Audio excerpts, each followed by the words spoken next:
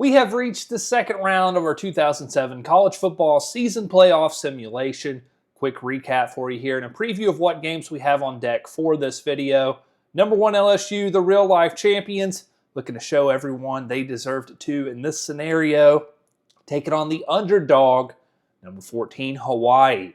Number 5 Ohio State, coming off that comeback win over Oklahoma, will take on one of our upsets in the bracket. And that's number 9, Virginia Tech, and that's Frank Beamer, a little Beamer ball.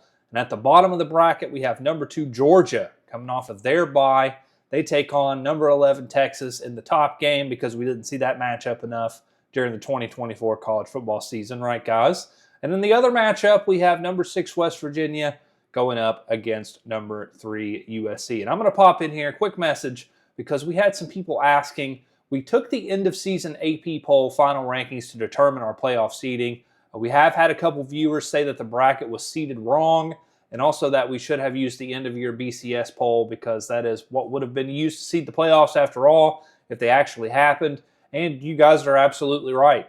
That's all I mean. This was definitely a trial run, something we'll learn from, because we're going to do this for several other past college football seasons. That's right. We had some of you guys suggest that. And while I can't guarantee we'll do them all like some of you had asked for, there's definitely some controversial BCS finishes over the years that I want to revisit down the road, do a playoff scenario like this 2007 video.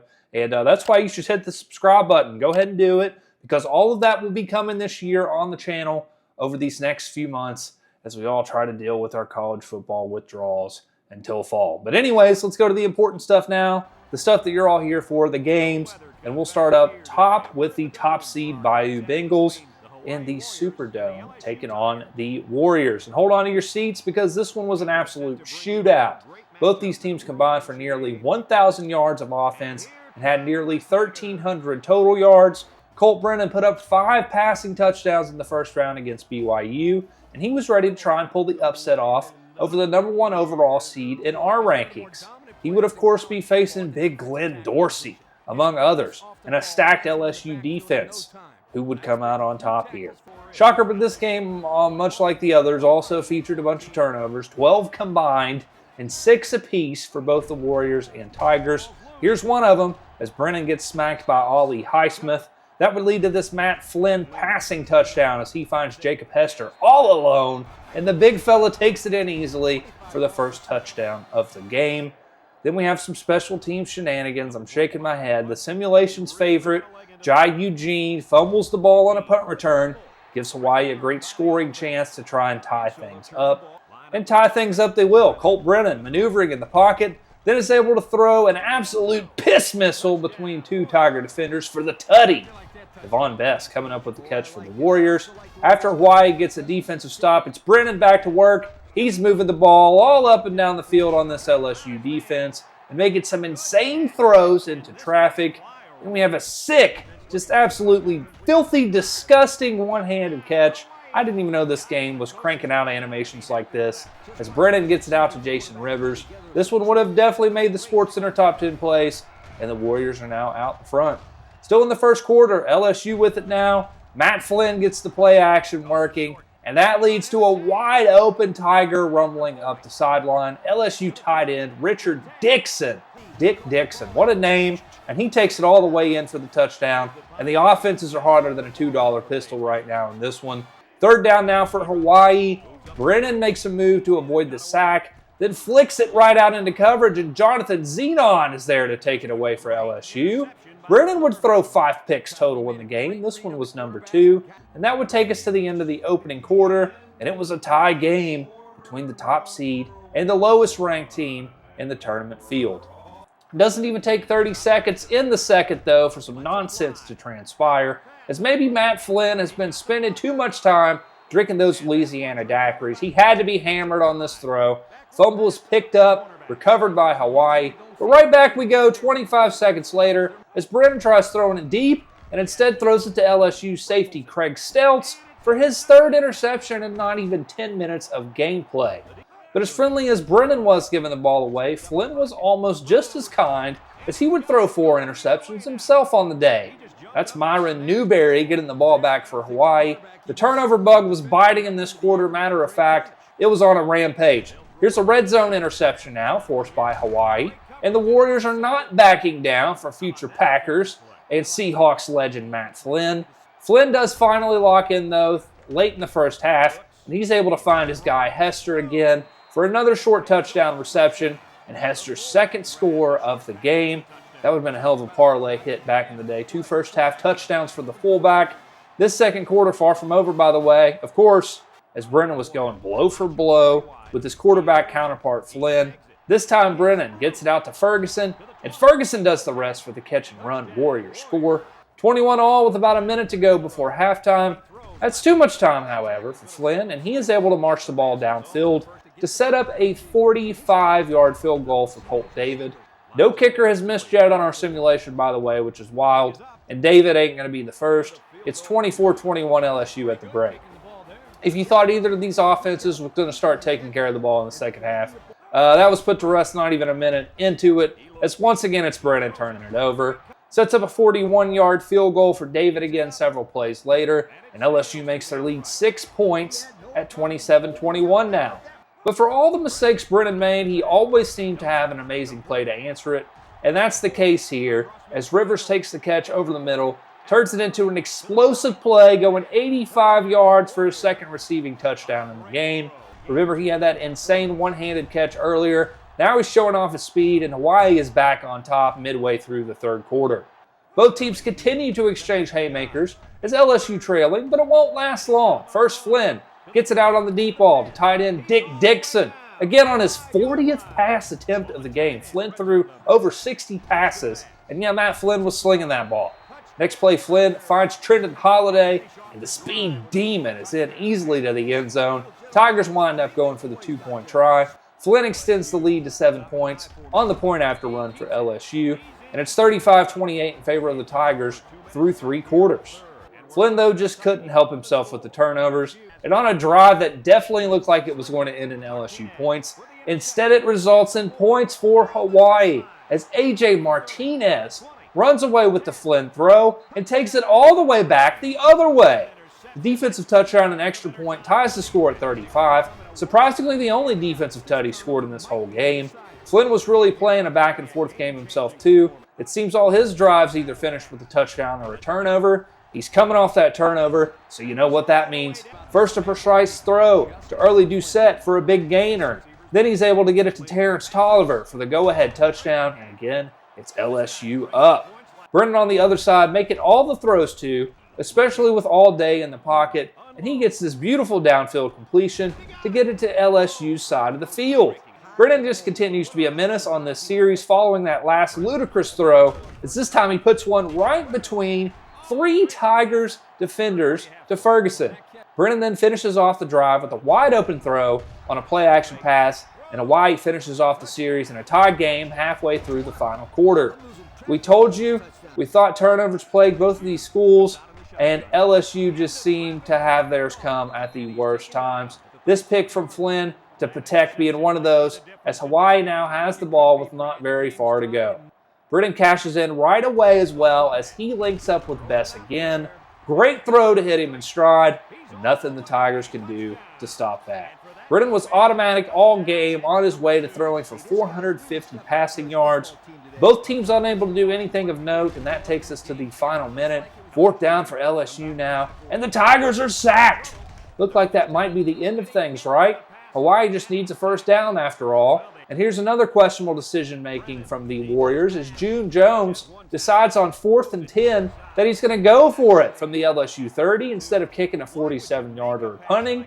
And that decision backfires as Brennan throws another interception, and it's the Tigers with the ball back, about 20 seconds to work with, trailing by a touchdown.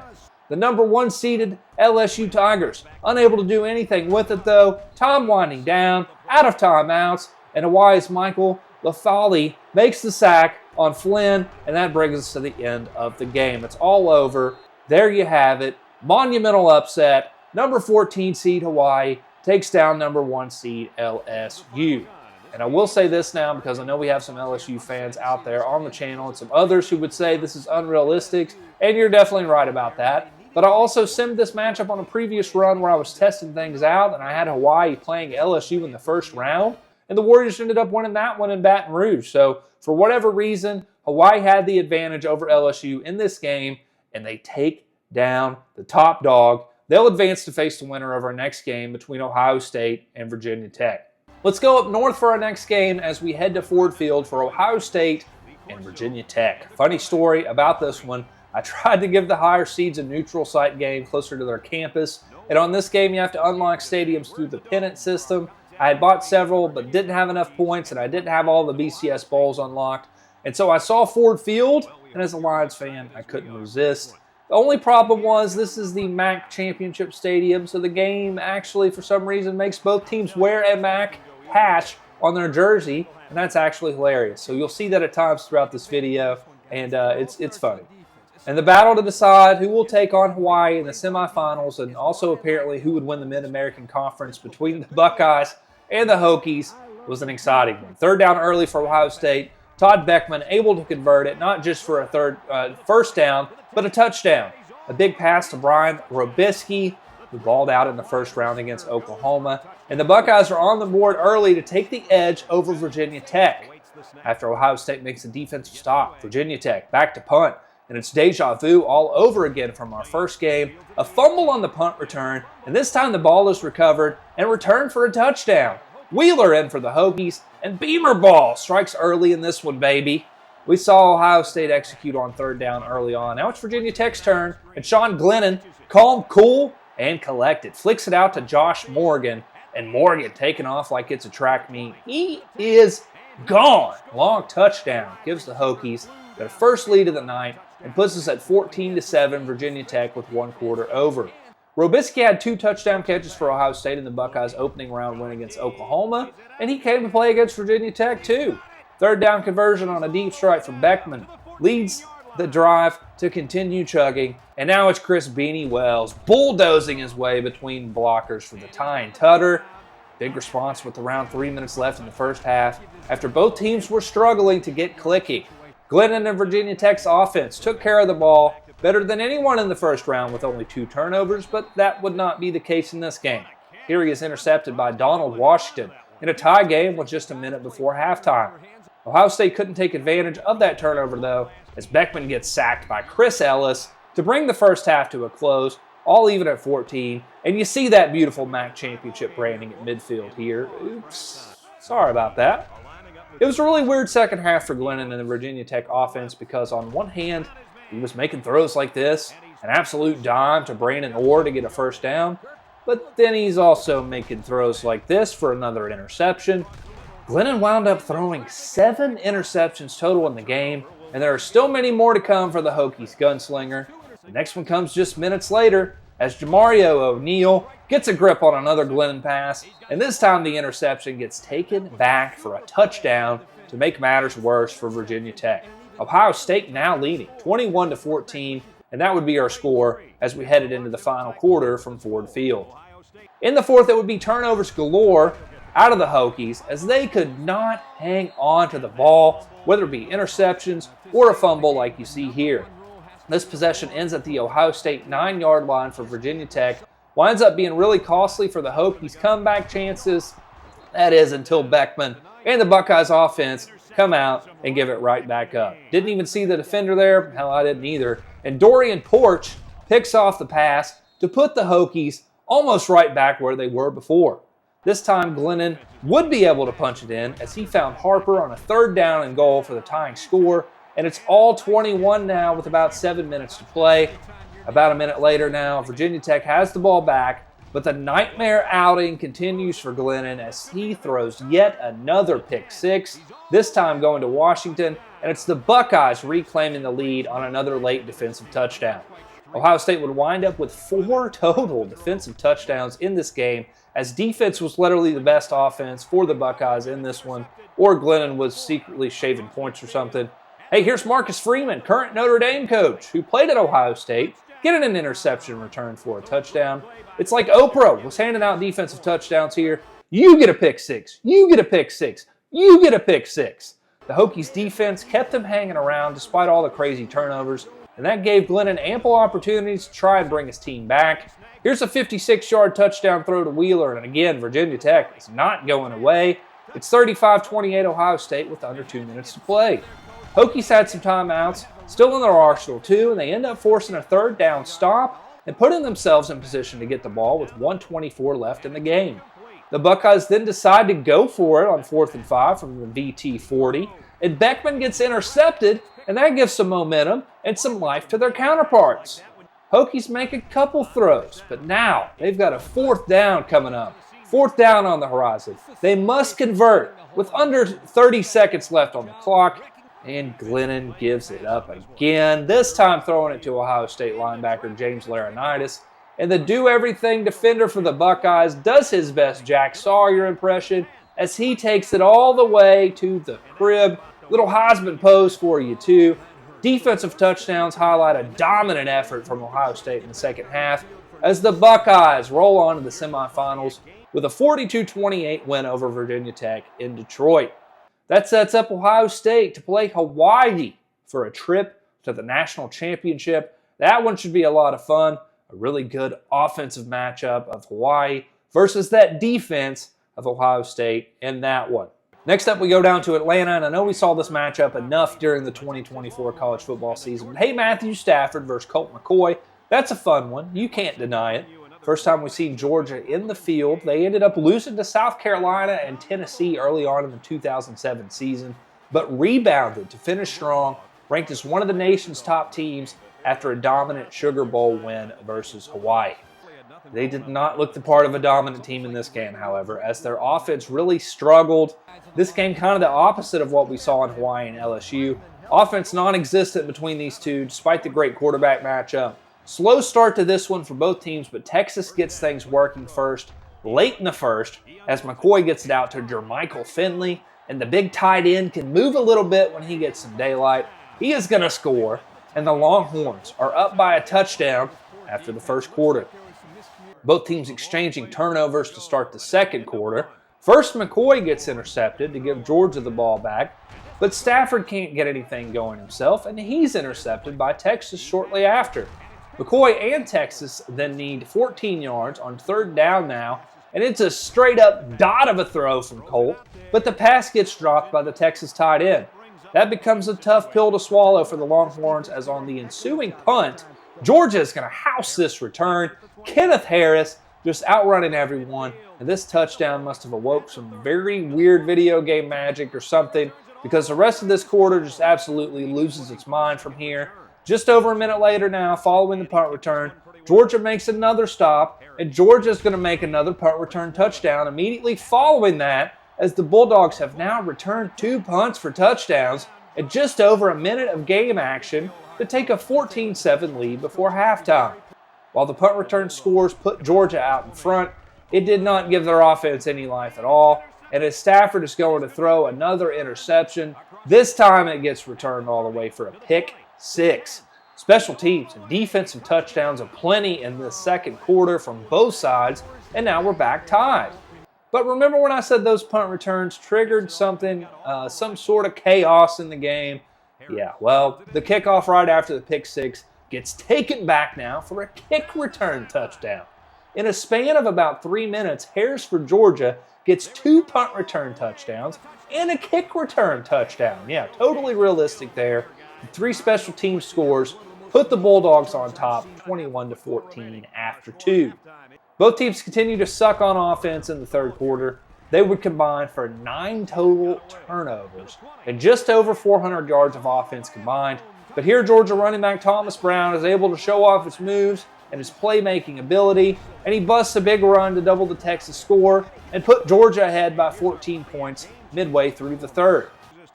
Despite the struggles from both teams, though, this game's still very much up for grabs, especially considering Georgia's offense had not really done anything either. 3rd down 12 for Colt McCoy. He's able to find Billy Pittman, who gets the catch and then gets the touchdown on the run after reeling it in. Big play for the Longhorns, as now they trail by just a score with plenty of time to work with.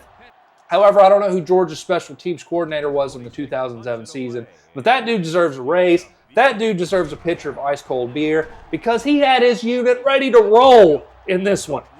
A fumble forced on the punt return, and that's going to set up Stafford and the Dogs with a short field. They can't score a touchdown, but they can add a field goal, and that works because it puts Georgia ahead by 10 with about 2.5 to play.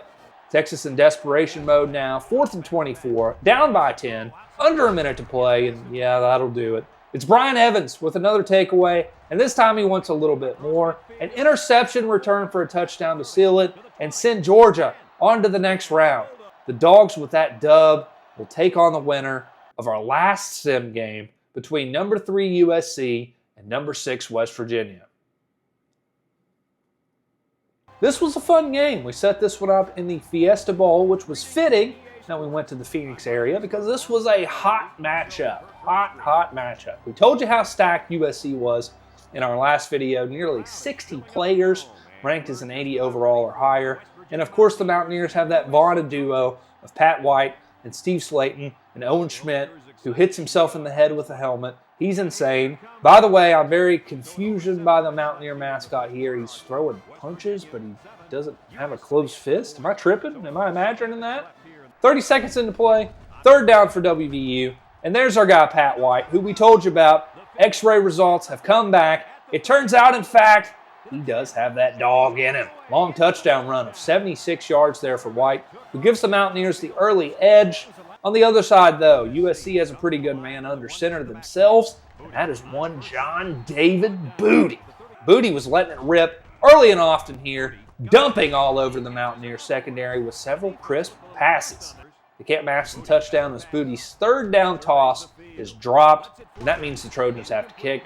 Field goal makes it 7-3, WVU in the first. Back on offense now are the Mountaineers, and they show why they're just so hard to stop on offense this year. The option run with White, he flicks it out to Steve Slayton, who turns on the Jets and gets in for the tutty. 14-3, WVU now late first.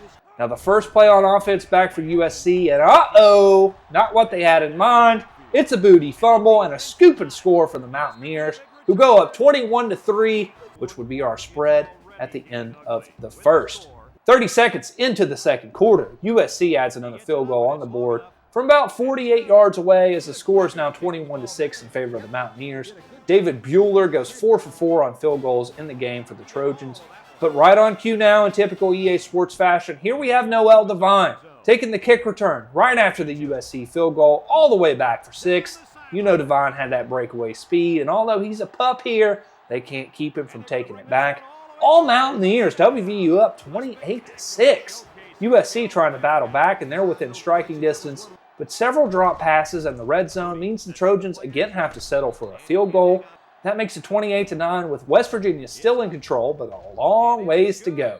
Nothing of note coming until late in the half. Same score and a disastrous play for the Mountaineers here to lose all their momentum. As here's Pat White getting picked, and here is Terrell Thomas for USC, getting the Trojans their first touchdown of the contest. That was a big game changer from USC's defense. Late first half now, it's a 4th and 6 from the USC 38. Rich Rodriguez decides that West Virginia is going to go for it, and the pass falls incomplete for a turnover on downs. That comes back to bite Rich right in the rod, as with 14 seconds left in the first half, Booty gets a downfield shot to set the Trojans up for yet another field goal. USC adds in the chip shot to pull within single digits for the break. Your score is 28-19, WVU at the half. Midway through the third, West Virginia continued to be aggressive, deciding they want to go for this 4th down and 3 on the USC 35-yard line, and I don't think so. Unfortunately, they can't pick up the yardage they needed here, and the ball and momentum is going to go over to the Trojans. Neither team can figure out their offense, though, in the third, and we actually go scoreless in this frame, so it's 28-19 Mountaineers still going into the fourth. First play of the fourth quarter from WVU, and disaster strikes again for West Virginia. Pat White has gone down on this hit, and we find out shortly afterwards that he has an elbow injury and will not return in the game. That puts Jarrett Brown in at quarterback for the Mountaineers for the rest of this one, but WVU is still ahead by 9. So USC gets the ball after West Virginia punts quickly to start the fourth, and the Trojans take it in for a passing score on their first play from scrimmage on the drive. Booty gets it out to Jimmy Miller, and the USC receiver turns on the afterburners as he makes this just a 2-point game now. Remember, the Mountaineers once led this one 28-6.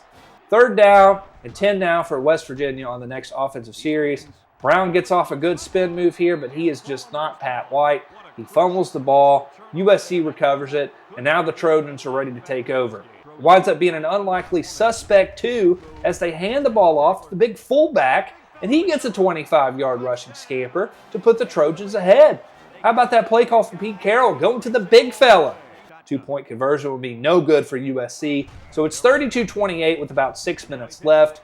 Once WVU finally made a play on offense, they weren't able to get out of their own way. Option looks good to Slayton, but it's coming back because of a holding penalty that gets called. Then on the very next play, 2nd down and 19, Brown throws an interception, giving USC some of the best field position they could have imagined. Trojans, interestingly enough, respond by going back to the big fullback, and the big bruiser this time on the short pass, nobody picks up. The battering ram fullback of Coleman gets his big buffet busted ass in for another USC touchdown with the 4th quarter half over with. Interestingly, there was no Thomas Coleman on the USC roster, so no clue where this ringer came from, but he is eating. 39-28 Trojans now. West Virginia finally figures things out with their backup. It's an 80-yard pass up the sideline for Brown to Raynaud to pull West Virginia back to within 1 possession. But there's not a whole lot of time left on the clock. We have under a minute left in the game. Do or die time for the Mountaineers. They need to get the ball back to try and get a miracle finish. But Pat McAfee and West Virginia cannot recover the onside kick they need. That will run the clock out on this one and bring it to a close with the Trojans advancing after a 39-34 win here over West Virginia. The injury to Pat White proves to be too much to overcome for the Mountaineers as USC is moving on to face Georgia in the semifinals. That's a matchup of number 2 versus number 3. It should be one hell of a battle. Bulldogs got to figure that offense out. Otherwise, Booty could twerk all over them. All right, that one didn't make sense. This concludes this edition of our 2007 playoff sim video as we have our semifinalists set. Our next video will feature that round as well as the championship game. I can't keep you guys waiting too long. I know some of you are excited to see who comes out on top. Again, appreciate everyone for watching this. If you're new to the channel, I would greatly appreciate it if you hit that subscribe button, hit that like button as well. Share this with your friends, help us get it out there. We're planning to do plenty more of these simulation type videos, not just for college football, but other sports as well. You guys don't want to miss out. Until then, we'll see you back soon for the conclusion of this first simulation series. We do a little streaming here on the channel too. We've played some NCAA football 08 in the past, college football 25 as well. So definitely make sure you check us out, turn those post notifications on, and we'll see you back next time.